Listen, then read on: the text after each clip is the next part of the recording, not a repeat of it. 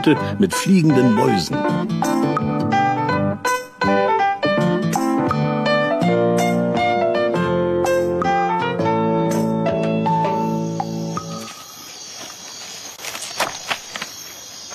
Ach, was für eine herrliche Nacht. So richtig schön mit Vollmond und allem, was dazugehört. Und dazu ein passendes Buch. Ja. Der Geist vom Teufelsmoor und andere Spukgeschichten. Richtig schön schaurig. Ja. Es ist wirklich eine schöne Sommernacht. Und deshalb mag Peter auch noch gar nicht ins Bett gehen. Während um ihn herum alle Menschen und Tiere schlafen, sitzt er ganz allein bei Kerzenlicht vor seinem Bauwagen und liest. Obwohl, so ganz allein ist Peter gar nicht. Ja, was flattert denn hier um die Kerze rum? Ja, Motten und andere komische Schwärmer. Nachtschwärmer. Man glaubt immer, in der Nacht würden alle schlafen, wie wir Menschen. Aber das stimmt gar nicht. Viele Insekten sind nachts unterwegs. Na, da sind sie jedenfalls vor den Vögeln sicher. Ne? Lauschen wir doch mal. Vielleicht hören wir noch mehr solcher Nachtgestalten. Nee, das Rauschen und Rascheln, das ist kein Tier. Das ist nur der Wind in den Bäumen. Aber da, das. Habt ihr es gehört? Ein Käuzchen. Eine kleine Eulenart. Ja, die Eulen sind solche Nachtspezialisten. Die haben sehr empfindliche große Nachtaugen. Damit können sie im Dunkeln Dinge sehen, die wir Menschen gar nicht bemerken würden. Aber das müssen sie auch. Eulen sind ja Raubvögel und das heißt, sie müssen im Dunkeln jagen können. Tja, aber wenn die Eulen nachts jagen, dann muss es ja auch Beute für sie geben, nicht? Das heißt, da laufen wohl doch noch eine ganze Menge anderer Tiere im Dunkeln rum. Kleine Mäuse und sowas. Na nur, was war denn das? Da war doch was hinterm Bauwagen. Wo ist denn meine Taschenlampe?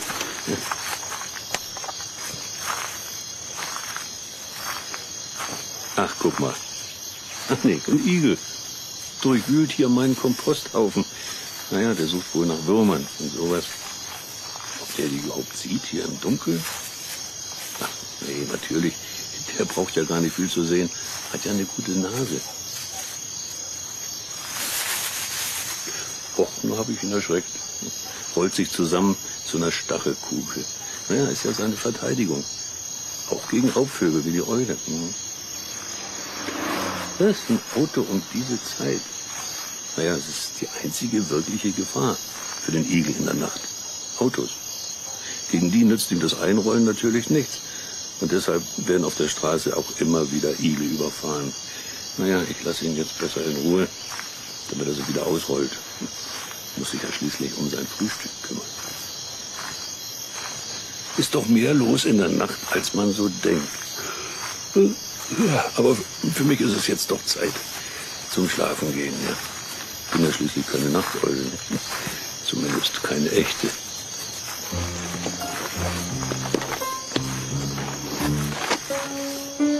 Peter packt sein Buch ein, nimmt die brennende Kerze vom Tisch und trägt sie vorsichtig hinein in den Bauwagen.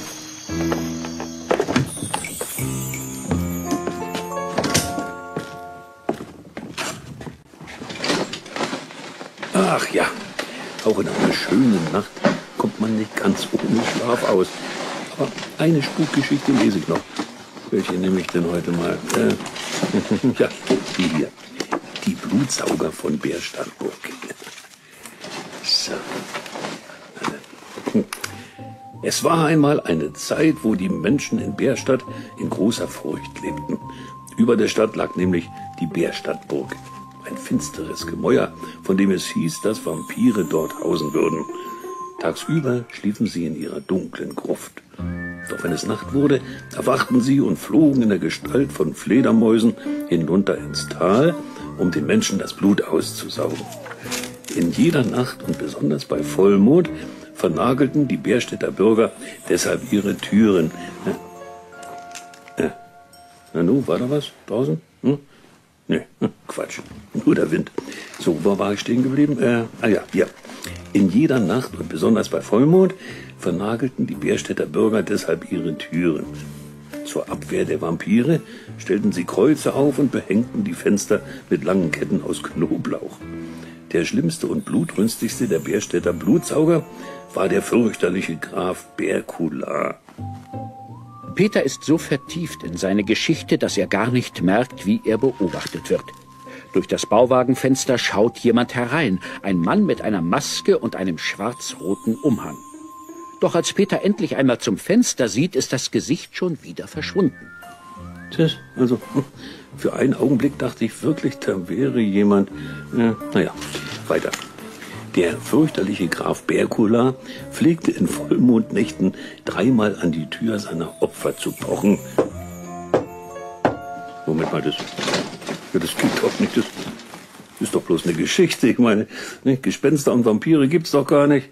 Das ist doch alles nur erfunden, nicht? Oder? Ja, natürlich schaurig, schön, aber erfunden. Und überhaupt, Vampire würden doch nicht an die Türen klopfen, nicht? Na gut, dann werde ich jetzt mal aufmachen. Vampire gibt's doch nicht, so ein Blödsinn weiß doch jeder.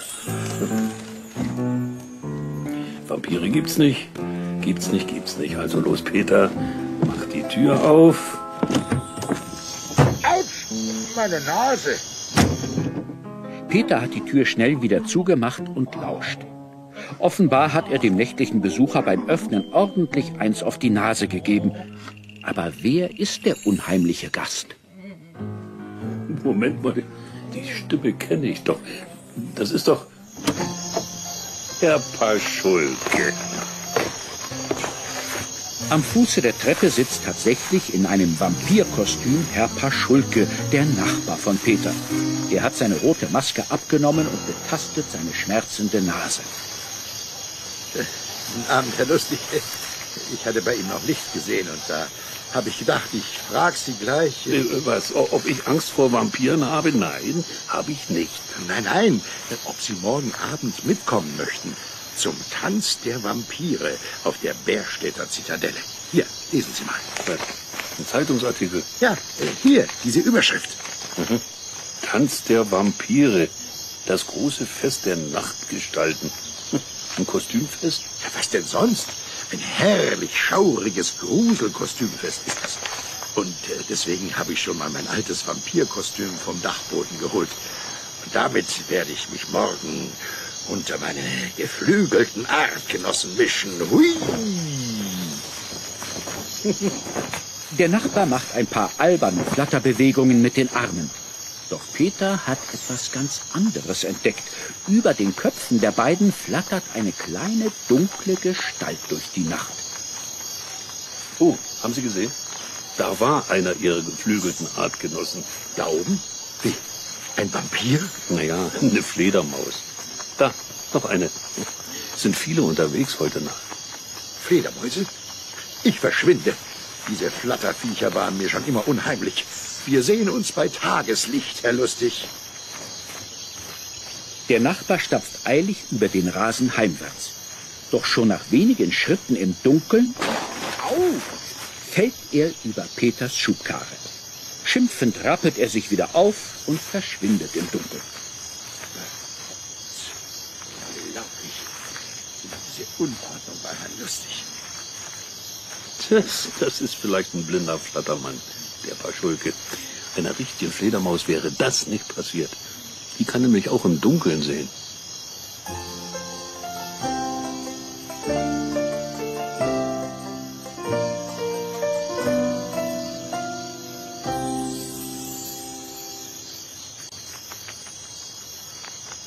Tja, Fledermäuse gehören auch zu den Nachtschwärmern.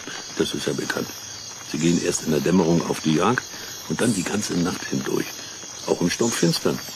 Und dabei fliegen sie so schnell und elegant, dass sogar Schwalben neidisch werden könnten. Wie machen sie das? Ja, früher dachte man, sie hätten wohl magische Zauberkräfte oder irgendeinen Pakt mit dem Teufel abgeschlossen. Jedenfalls konnte man sich die Sache nicht vernünftig erklären.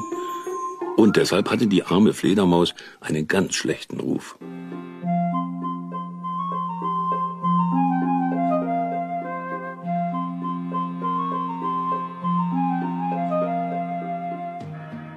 Nun, vor so etwa 250 Jahren lebte der Bischof von Padua, der Herr Spallanzani.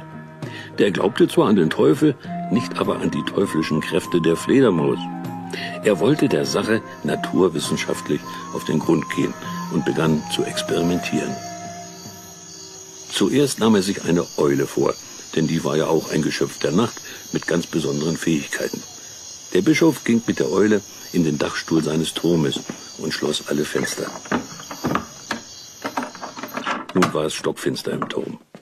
Dann ließ der Bischof die Eule darin fliegen. Aber da war nichts mit Fliegen.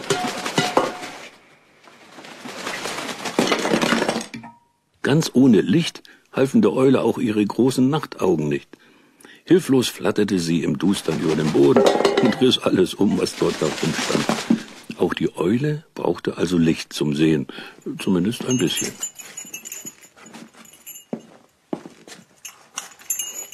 Dann wandte sich Spallanzani den Fledermäusen zu. Im stockdunklen Dachstuhl spannte er Fäden auf und hängte Glöckchen dran. Und dazwischen ließ er die Fledermäuse nun fliegen. Tja, und die kurften elegant um die Fäden herum und stießen auch nicht einmal irgendwo an. Was für scharfe Augen müssen diese Tiere haben, dachte sich der Bischof und machte einen neuen Versuch. Er pappte den Tieren kleine Deckelchen auf die Augen. Na, jetzt müssten sie doch blind durch die Gegend torkeln, dachte er. Aber nein, auch ohne irgendetwas zu sehen, flogen die Fledertiere elegant und mühelos um jedes Hindernis und um jeden Faden herum. Unerklärlich. Und noch was erkannte Spallanzani. Fledermäuse können sogar im Flug Insekten fangen, ohne sie zu sehen. Ganz offenbar brauchten sie ihre Augen gar nicht, um sich zu orientieren. Tja, da blieb nur noch eine Erklärung. Die Flattermänner hören ihre Umgebung. Also bastelte unser Forscher den Fledermäusen Ohrenstöpsel. Ja, jetzt konnten sie nichts mehr hören. Und tatsächlich, sie konnten auch nicht mehr so fliegen wie vorher. Es war eine Katastrophe. Sie flatterten hilflos in den aufgespannten Fäden herum und manche klatschten sogar gegen die Wand. Die Fledermäuse sehen also tatsächlich mit den Ohren, stellte Spallanzani fest. Aber wie geht das? Wie sieht man mit den Ohren? Inzwischen hat man es rausgekriegt. Fledermäuse fliegen mit geöffnetem Maul. Sie schreien beim Fliegen. Wir Menschen hören es nur nicht, weil die Töne zu hoch sind. Es ist Ultraschall. Und es sind Peilsignale. Diese Signale werden nun, wie alle anderen Schallwellen auch, reflektiert. Werden zurückgeworfen von den Wänden und von anderen Hindernissen. Es gibt also ein Echo. Und das ist der Trick. Die Fledermaus schreit, hört das Echo, das kommt ja immer ein bisschen später zurück, und ihr Gehirn berechnet dann blitzschnell, wie weit das Hindernis entfernt ist. Auch wo es ist und sogar was es ist. Die Fledermaus hört ihre Umgebung. Damit das noch besser funktioniert, haben manche Fledermausarten ganz besondere Instrumente entwickelt. Die Langohren etwa tragen riesige Lauscher auf dem Kopf, um den Schall einzufangen. Und die Hufeisennasen rufen nicht mehr mit geöffnetem Maul, sie stoßen ihre Peillaute durch einen seltsamen Nasenaufsatz aus. Der wirkt wie ein Megafon. Beide Arten sind übrigens auch auf der CD oder Kassettenhülle abgebildet. Da könnt ihr sie euch mal ansehen. Tja, also mit dem Teufel im Bunde sind sie auf jeden Fall nicht, die Fledermäuse, nur eben sehr trickreich und bestens angepasst an das Leben in der dunklen Nacht.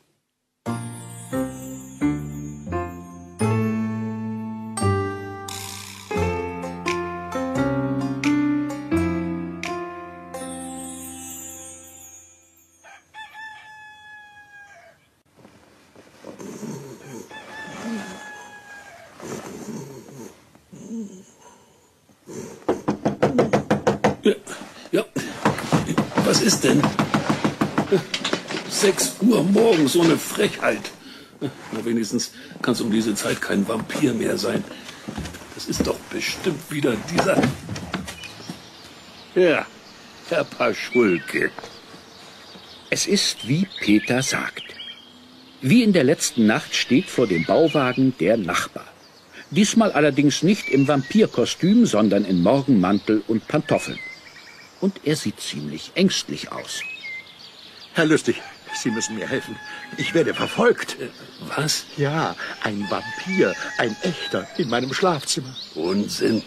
Vampire gibt's doch gar nicht. Doch, es ist zwar nur ein kleiner, aber er hängt in meiner Gardine. Schauen Sie mal, hier an meinem Hals, die kleine Stelle. Sieht das nicht aus wie eine Bisswunde? Was? Ach, Blödsinn. Da ist nichts. Trotzdem, Sie müssen mitkommen, Herr Lustig. Allein setze ich keinen Fuß mehr in mein Haus. Ja, na gut. Ich zieh mir nur eben was an. Gut, aber machen Sie schnell.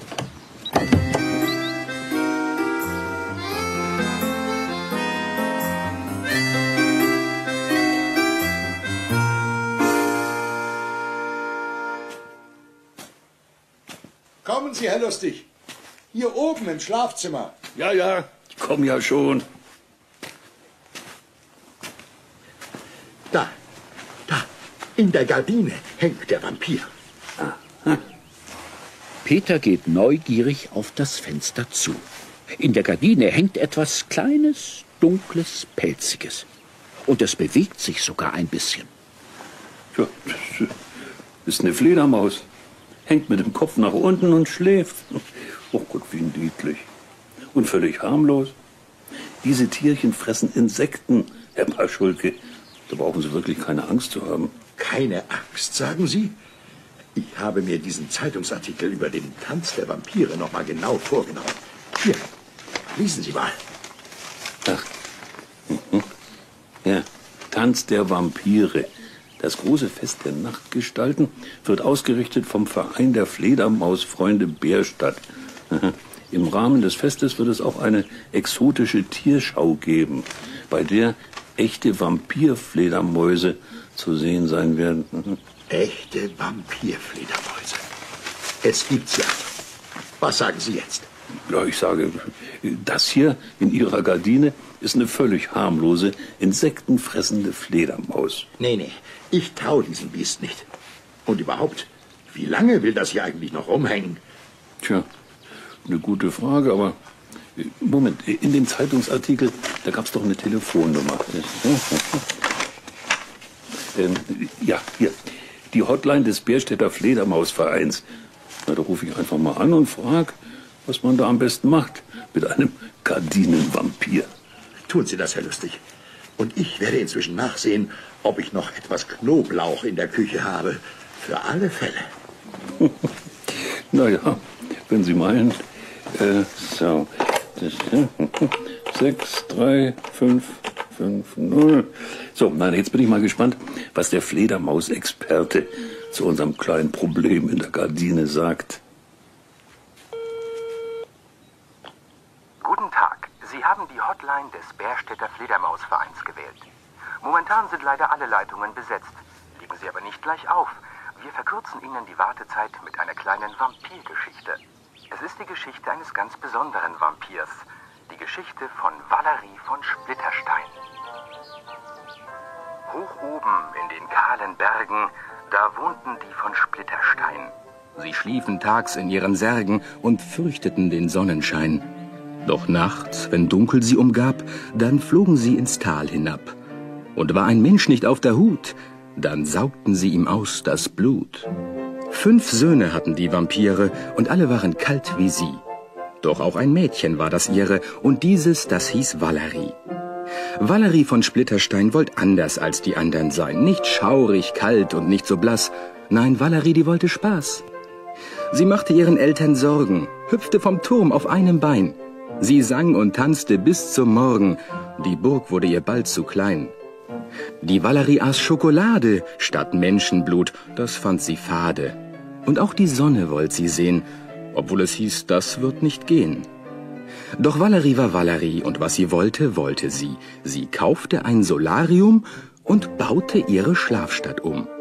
Und jeden Tag erstrahlte nun im Sarge das Solarium. Und wirklich wurde das Mädchen braun, genug, um sich hinauszutrauen. Und seitdem ahlte sich mit Wonne die Valerie auch in der Sonne und war der einzige Vampir, der sowas konnte, glaubt es mir.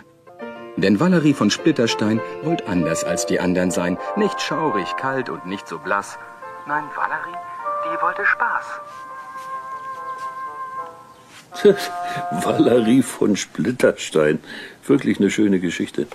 Aber jetzt würde ich doch gerne mal einen Experten persönlich an die Strippe kriegen. So, jetzt bin ich bei Ihnen. Bärstädter Fledermausverein Markus Eisenstein am Apparat. Was kann ich für Sie tun? Ja, guten Tag, Lustig, mein Name. Wir haben hier in der Gardine ein kleines Problem. Aha, was denn für ein Problem? Ja, es ist klein, pelzig und hängt mit dem Kopf nach unten. Und wir wissen nicht so genau, wie man damit umgeht. So, ein Vampir. Ja, erstmal sollten Sie am besten überall ordentlich Knoblauch aufhängen. Wie bitte? Nein, das war nur ein Scherz. Also, wenn ich Sie recht verstehe, haben Sie eine Fledermaus in der Gardine gefunden. Ja, so ist es. Keine Panik, Herr Lustig. Sowas kommt schon mal vor. Seien Sie lieb zu ihr. Fledermäuse stehen unter Naturschutz. Naja, ich bin ja gerne lieb zu ihr, aber ich meine, wie soll ich denn... Ganz einfach. Sie besorgen sich einen leeren Schuhkarton und polstern den ordentlich aus. Vielleicht mit Klopapier oder Taschentüchern. Dann legen Sie den Deckel von einem Marmeladenglas hinein, umgedreht und füllen ihn mit Wasser. Ja, und das war eigentlich auch schon alles. Ja, aber die Fledermaus... Ach ja, ich vergaß. Die müssen Sie natürlich auch noch in den Karton setzen. Vielleicht benutzen Sie dafür besser Handschuhe. Tja, dann verschließen Sie den Karton und warten, dass es Nacht wird. Ah, ich verstehe. Und heute Nacht lassen wir das Tierchen draußen einfach wieder frei. Korrekt. Den Rest macht die Fledermaus schon ganz alleine. Noch einmal wird die Sie sicherlich nicht besuchen. Na, mich sowieso nicht. Höchstens meinen Nachbarn. Ach ja, wo wir gerade dabei sind. Mein Nachbar macht sich da so alberne Sorgen. Er meint, das Tierchen könnte ein blutsaugender Vampir sein. Aber Herr Lustig, so ein Unsinn. Solche Fledermäuse fressen Insekten. Wenn Sie Vampire sehen wollen, dann müssen Sie schon heute Abend auf die Bärstädter Zitadelle kommen. Zum Tanz der Vampire, ich weiß. Danke für die Einladung. Ich denke, wir werden kommen. Ja, wiederhören und Dankeschön. Wiederhören, Herr Lustig. Na, was sagt der Fledermausfachmann? Wir sollen lieb sein, sagt er. Fledermäuse stehen unter Naturschutz. Warum denn das? Naja, weil sie bedroht sind. Nicht? Auf den Insekten, die sie fressen, kleben Pestizide, Schädlingsbekämpfungsmittel und so ein Zeug. Und der Lebensraum ist auch nicht mehr das, was er mal war. Die meisten Wälder und die Wiesen sind heute so aufgeräumt und so ordentlich, da finden die Fledermäuse einfach keine Wohnung mehr. Ha, ein gutes Stichwort. Was ist denn jetzt bitteschön mit meiner Wohnung? Soll ich die ab jetzt etwa mit diesem Ungeheuer teilen? Ach so, nein. Dafür brauche ich etwas. Nämlich einen leeren Schuhkarton, Klopapier, Handschuhe wären vielleicht auch ganz gut. Und den Deckel von einem Marmeladenglas, bitte mit Wasser gefüllt. Ja, das wäre schon alles. Ach, jetzt soll der Mini-Vampir auch noch einen gepolsterten Sarg bekommen. Für einen gesunden Schlaf. Ja, wenn Sie so wollen. In der Gardine kann er schließlich nicht bleiben. Was tut man nicht alles, um ungebetenen Besuch wieder loszuwerden?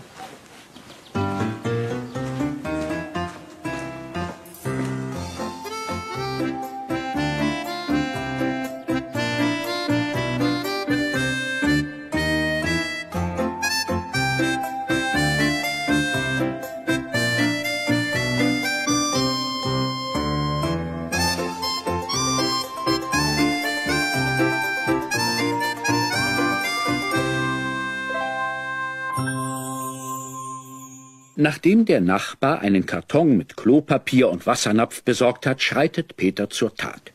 Er zieht sich einen großen Arbeitshandschuh an und nimmt die schläfrige Fledermaus vorsichtig aus der Gardine. So, mein Kleiner, jetzt geht's ab in die Gruft. So.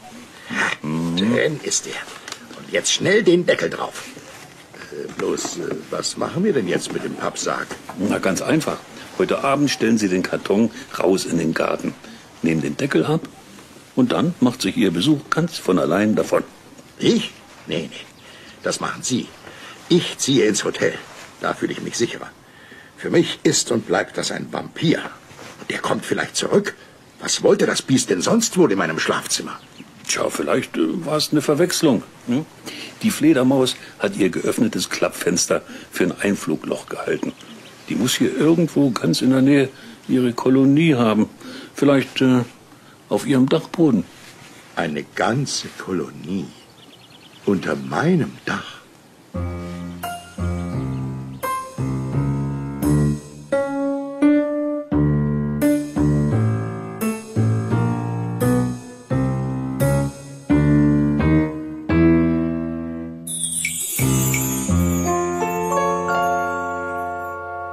Es ist schummrig auf dem Dachboden des Nachbarn. Durch eine kleine Mauerlücke im Giebel fällt etwas Tageslicht, so dass allerlei eingestaubtes Gerümpel zu erkennen ist. Eine Stehlampe, 2 altmodische Stühle, ein Vogelkäfig und eine große, schwere Eichentruhe. Ist dies die Heimat der kleinen Fledermaus aus der Gardine? Dem Nachbarn ist die ganze Sache nicht geheuer. Und Peter ist neugierig. Da wären wir. Jetzt bin ich mal gespannt. Mein Gott, ist das staubig. Hier ist ja wohl seit 100 Jahren niemand mehr gewesen, ne? Doch, ich gestern. Ach. Ich habe doch gestern das Kostüm gesucht. Ach ja? Und wo war's? Da hinten, in der alten Truhe. Ach, sehen Sie mal, ein Mauerloch. Also einen Eingang für die Fledermäuse gäb's hier schon mal. Was? Na, das werde ich gleich morgen zumauern. Warum denn? Für eine Fledermaus ist so ein Mauerloch eine sehr einladende Tür. Und wenn sich dahinter noch so ein wunderschönes, stilles Gemäuer verbirgt, wo fast nie jemand vorbeikommt, dann... sehen Sie mal da. Da hängt schon was. An einem Dachbalken unter dem Giebel baumelt tatsächlich ein ganzer Trupp Fledermäuse. Dicht gedrängt hängen sie mit den Köpfen nach unten und bewegen sich kaum. Tja, Herr Paschulke, ich glaube, wir haben die Familie von Ihrem Besucher gefunden. Eine ganze Familie unter meinem Dach. Was wollen die von mir, Herr Lustig? Doch von Ihnen wollen die gar nichts, Herr Nachbar. Ihr Dachboden ist es, der Ihnen gefällt. Nur deshalb hängen die hier rum.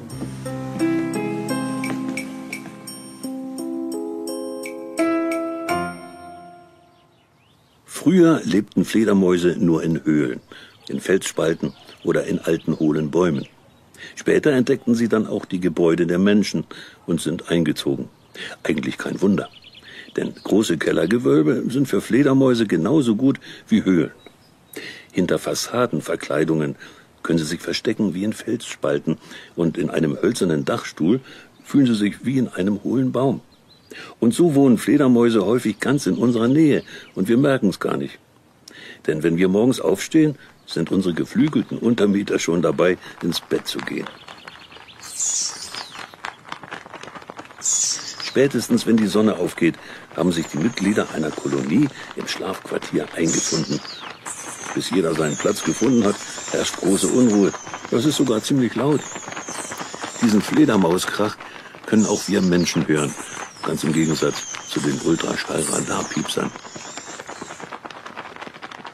Tja, nun hängen die Tierchen da also, schön nach Jungs und Mädchen getrennt zur Nachtruhe, mit dem Kopf nach unten.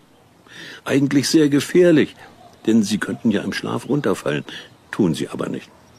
Wenn eine Fledermaus so am Ast hängt, dann kostet sie das überhaupt keine Kraft und keine Mühe. Sie hat nämlich in den Füßen eine Art Sperrmechanismus. Der rastet einmal ordentlich ein und hält die Fledermaus selbst dann fest, wenn sie tief und fest schläft. Mühelos. Kein Vergleich zu uns, die wir nach ein paar Minuten erschöpft vom Reck fallen. Es gibt aber noch mehr Merkwürdigkeiten bei Fledermäusen, zum Beispiel die Temperatur. Unser menschlicher Körper ist ja immer gleich warm, oder er sollte es jedenfalls sein. Wenn wir viel wärmer als 37 Grad werden, dann haben wir Fieber und fühlen uns schlapp und krank. So eine Fledermaus kann darüber nur lachen. Erst fliegt sie mit einer Temperatur von 40 Grad munter durch die Gegend und dann schaltet sie nach dem Zubettgehen einfach auf Sparflamme. Sie macht die innere Heizung aus und bleibt dann gerade noch so warm wie ihre Umgebung. Das spart Energie. Auch deshalb mögen Fledermäuse im Sommer Dachstöcke zum Schlafen. Hier heizt die Sonne sie schön auf und hält sie warm. Und wenn das Wetter mal nicht so toll ist, dann rückt die Kolonie einfach enger zusammen. Apropos Zusammenrücken. Babys gibt's bei den Fledertieren natürlich auch. Fledermäuse fliegen zwar wie die Vögel, aber es sind Säugetiere, ja. Sie legen also keine Eier, sondern bekommen lebende Junge. Meistens ist es nur eins, aber ab und zu gibt's auch mal Zwillinge. Bis so eine kleine Fledermaus aber ein eleganter Flieger wird, das dauert schon ein bisschen. Bei der Geburt ist sie nämlich noch blind und völlig nackt. Ihre Flügel sind winzig und wie Patschhändchen. Ja, damit ist ans Ausfliegen natürlich nicht zu denken. Hilflos hängen die Kleinen still an ihren Dachlatten und warten. Aber diese Babyzeit geht schnell vorbei bei Fledermausens. Nach einer Woche öffnen die Kleinen die Augen und der Pelz beginnt zu sprießen. Tagsüber ist es dann auch mit der Ruhe im Quartier vorbei. Die Jungen strecken sich, gähnen, hängen in Jugendgangs zusammen herum, putzen sich gegenseitig mit den Hinterbeinen. Und dabei können sie unglaubliche Verrenkungen machen. Auch der Fuß muss ja schließlich mal geputzt werden und wird akrobatisch zum Mund geführt. Naja, was soll's? Hängt die Fledermaus eben mal einbeinig ab. Nach etwa 6 Wochen machen die jungen Fledermäuse dann im Dachstock ihre ersten Flugversuche. Na, zuerst können sie nur ganz kurz geradeaus fliegen und landen dann am nächsten Balken. Aber bald werden sie geschickter und jagen sich gegenseitig. Wenn es richtig warm ist, fliegen die Kleinen dann erstmals aus und gehen mit der Mutter auf Insektenjagd. Das kann dann schon in den frühen Abendstunden losgehen, sogar vor Sonnenuntergang. Sie fliegen sehr schnell und meist über die Wipfel der Bäume, machen dann einen geradlinigen Flug mit schnellen Wendungen und Sturzflügen. Bei schlechtem Wetter jagen sie, ähnlich wie die Schwalben, in Bodennähe. Denn da gibt's ja auch die meisten Mücken. Tja, und so geht das bis zum Herbst. Dann wird's zu kalt.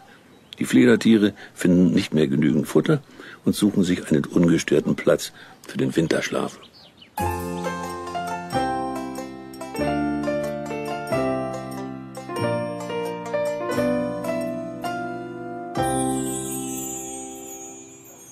Peter und der Nachbar sind immer noch auf dem Dachboden.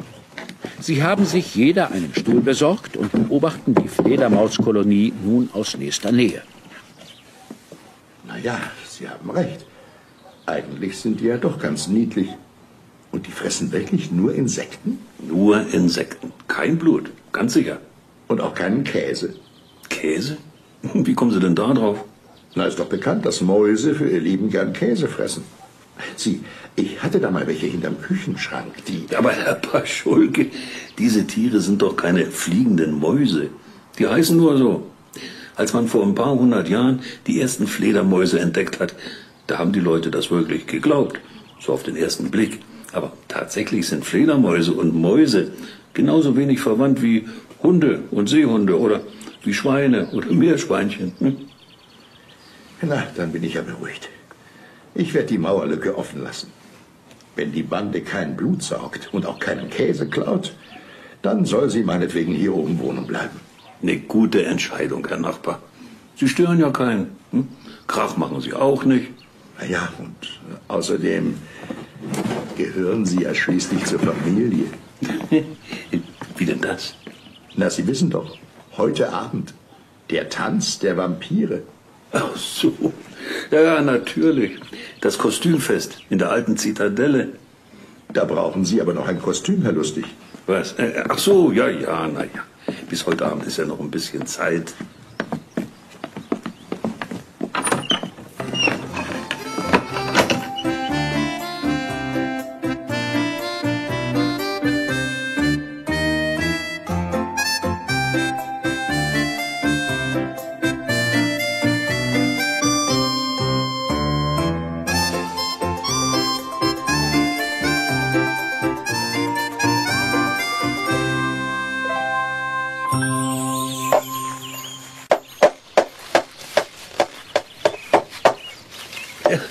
Ist doch prima, dass der Nachbar die Fledermäuse weiterhin bei sich wohnen lässt.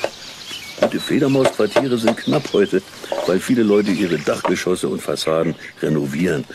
Und dabei machen sie alle Ritzen und Löcher dicht und die Fledermäuse wissen nicht wohin. So. Ja, ich habe ja leider keinen Dachboden, aber dafür habe ich das hier gebaut. Ja, ein Fledermausbrett. Das ist so eine Art Fertighaus für die Fledertiere und gar nicht schwer zu bauen. Auf der CD- oder Kassettenhülle ist übrigens auch eine Abbildung davon.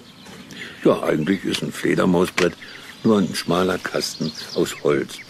Obendrauf habe ich Dachpappe genagelt, damit es drinnen schön trocken bleibt. Und ja, einen Eingang gibt's natürlich auch. Hier unten ist ein kleines Loch drin, durch das die Fledermäuse rein und rausfliegen können. Und dann nach oben hin, ja, wird der Kasten ein bisschen schmaler, denn Fledermäuse lieben es ja eng und kuschelig. Ja, so. Ja, dieses Fledermausbrett kann man jetzt an jeder Häuserfassade aufhängen. Natürlich auch an einen Bauwagen. Und das mache ich jetzt mal. Ja, am besten hängt es hier. Nicht an einer Stelle, die regengeschützt ist und wo sich Sonne und Schatten auch mal abwechseln. Dann bleibt es drinnen angenehm warm und die Fledermäuse werden nicht gegrillt oder tiefgefroren.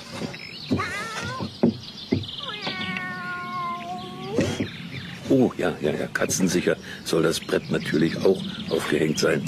Katzen jagen ja bekanntlich Mäuse. Und sie können auch Fledermäusen gefährlich werden. So, ja. Ja gut, hängt trocken und sicher. Fehlen eigentlich nur noch die Mieter. Aber die werden sicher auch bald kommen. Wird sich schon rumsprechen in Fledermauskreisen. Neubauwohnung in bester Lage. Na, das wäre doch bestimmt auch was für Valerie. Ihr wisst doch, Valerie von Splitterstein.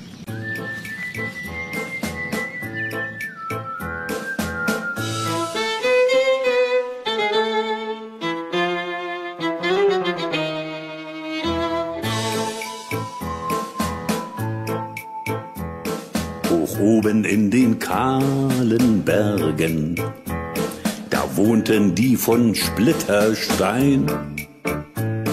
Sie schliefen tags in ihren Särgen und fürchteten den Sonnenschein. Doch nachts, wenn dunkel sie umgab, dann flogen sie ins Tal hinab. Und war ein Mensch nicht auf der Hut, dann saugten sie ihm aus das Blut. Doch Valerie von Splitterstein wohl anders als die anderen sein. Nicht schaurig, kalt und nicht so blass. Nein, Valerie, die wollte Spaß.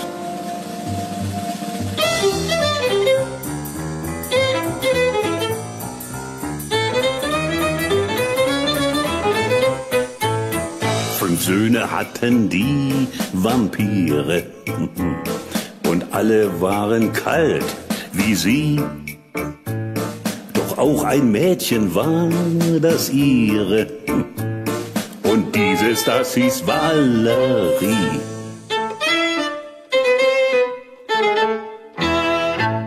Sie machte ihren Eltern Sorgen, hüpfte vom Turm auf einem Bein. Sie sang und tanzte bis zum Morgen. Die Burg wurde ihr bald zu klein. Denn Valerie von Splitterstein wollte anders als die anderen sein. Nicht schaurig, kalt und nicht so blass. Nein, Valerie, die wollte Spaß.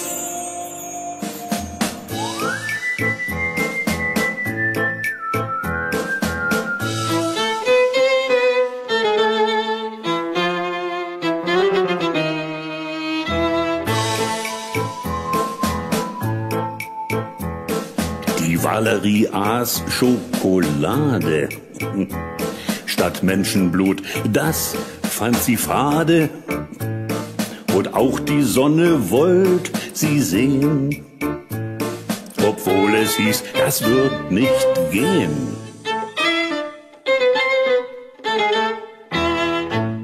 Doch Valerie war Valerie und was sie wollte, wollte sie.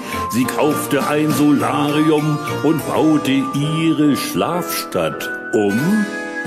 Denn Valerie von Splitterstein wollte anders als die anderen sein. Nicht schaurig, kalt und nicht so blass. Nein, Valerie, die wollte Spaß.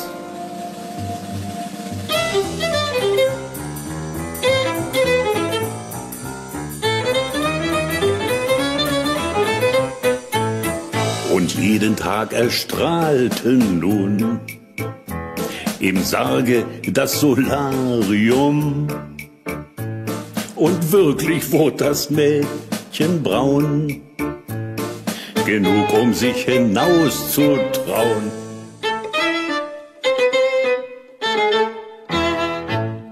Und seitdem ahlte sich mit Wonne die Valerie auch in der Sonne und war der einzige Vampir, der sowas konnte. Glaubt es mir? Denn Valerie von Splitterstein wollte anders als die anderen sein. Nicht schaurig, kalt und nicht so blass. Nein, Valerie, die wollte Spaß.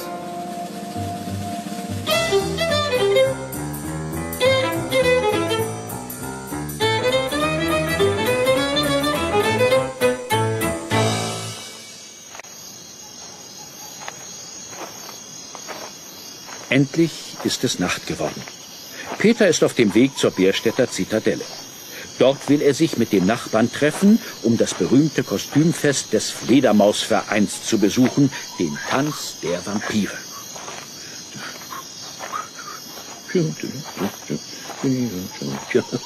So, ja, da wären wir. Da vorne ist die alte Zitadelle. Der Nachbar ist noch nicht da, wie es aussieht. Naja, dann kann ich mich ein bisschen auf die Bank setzen und die Nacht genießen. Ich habe eine Idee. Ja, wir könnten doch ein kleines Quiz machen, bis der Herr Paschulke kommt. Ein Nachtschwärmer-Quiz. Ja, spitzt doch mal die Ohren. Da war's schon. Wisst ihr, von wem dieser Ruf kommt? Das war ein Käuzchen. Ja, eine kleine Eule. Lauschen wir mal weiter. Was mag das sein?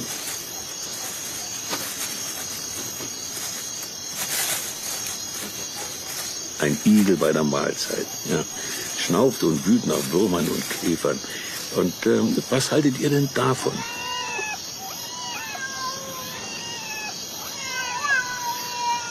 Das klingt schauerlich, was?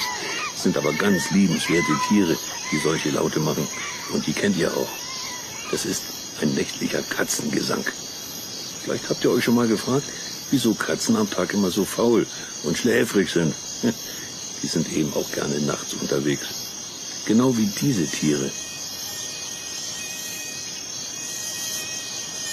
Mücken, ja. Und Motten und andere Insekten.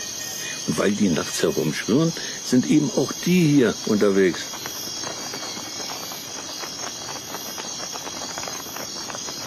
Genau, die Fledermäuse. Schließlich jagen die ja die Insekten im Dunkeln. Und dabei haben sie gar nicht so großartige Augen. Wisst ihr noch, wie dieser Fledermaustrick funktioniert? Das Sehen mit den Ohren?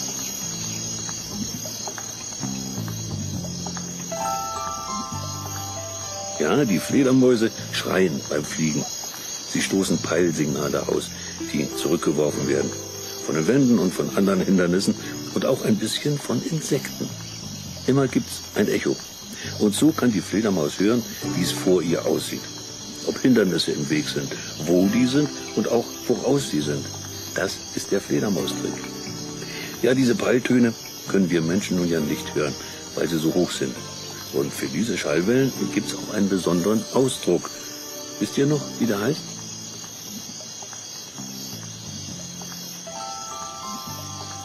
Ultraschall nennt man diese sehr hohen Töne. Übrigens, wir können sie zwar nicht hören, aber viele andere Tiere können das. Naja, unsere Ohren sind eben auch nicht die besten. Aber zur nächsten Frage. Wo wohnen eigentlich die Fledermäuse?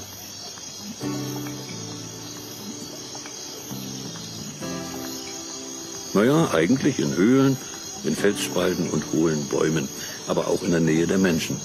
In Dachstühlen, hinter Fassadenverkleidungen und in Kellergewölben, wenn wir sie lassen. Und wie schlafen sie?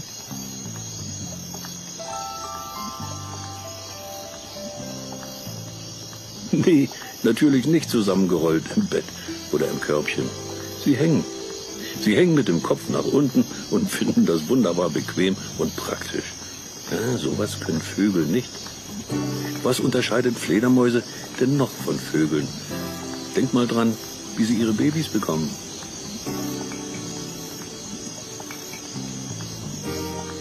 Genau, Vögel legen Eier und Fledermäuse bekommen lebendige Junge. Sind ja auch Säugetiere, genau wie wir.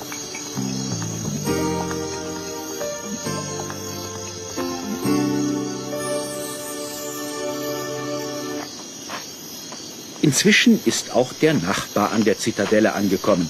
Er trägt sein schwarz-rotes Vampirkostüm und hat sich anscheinend ziemlich beeilt.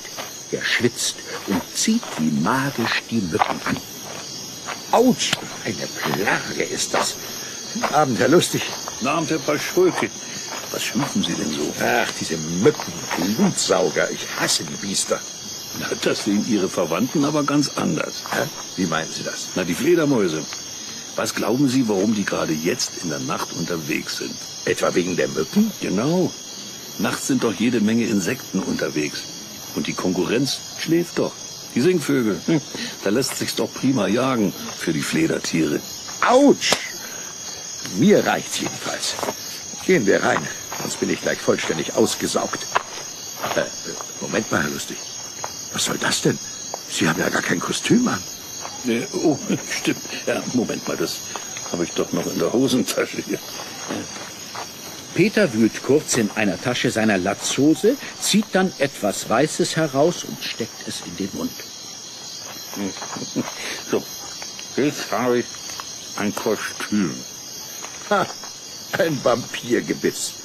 Naja, besser als nichts. Also, auf zur Zitadelle. Peter und der Nachbar passieren das Tor des alten Gemäuers.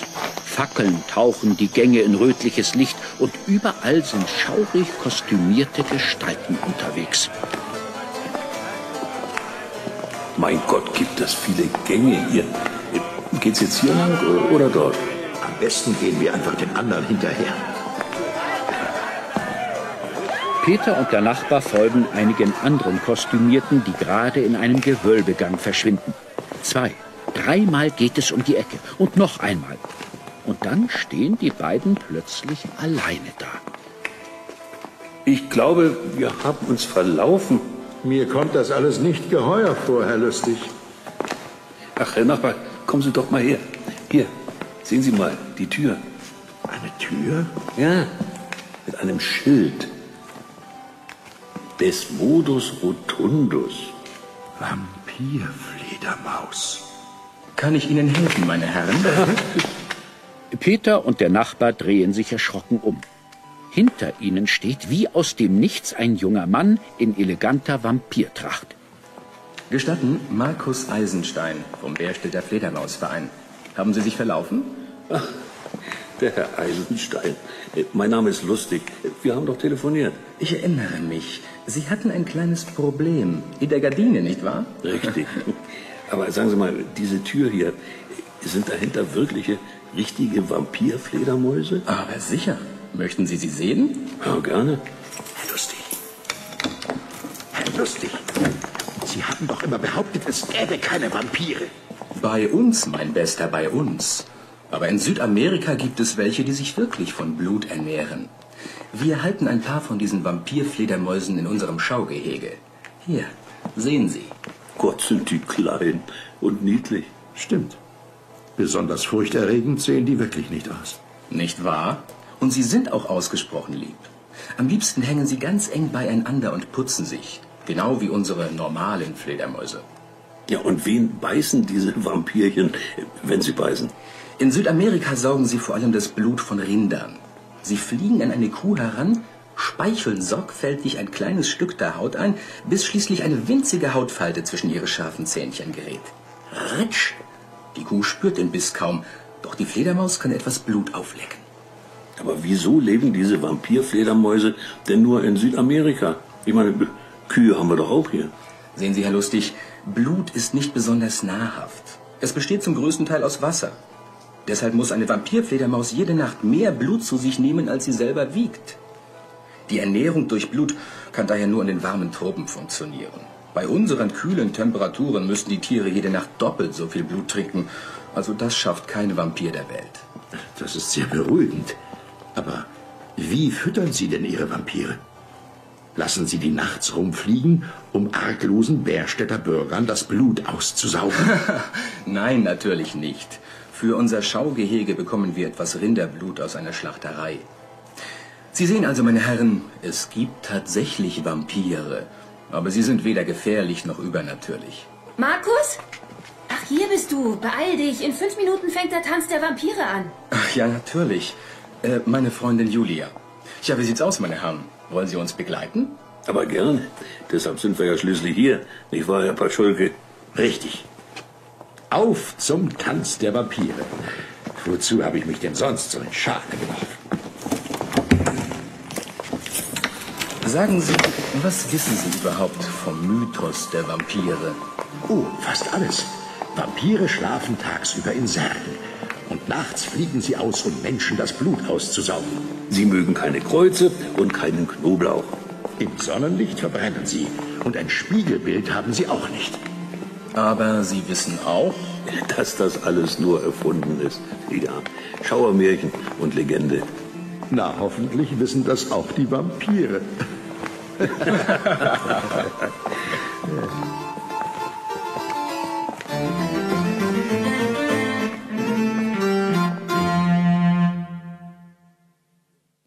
Ja, nun wisst ihr alles über Vampire und über Fledermäuse.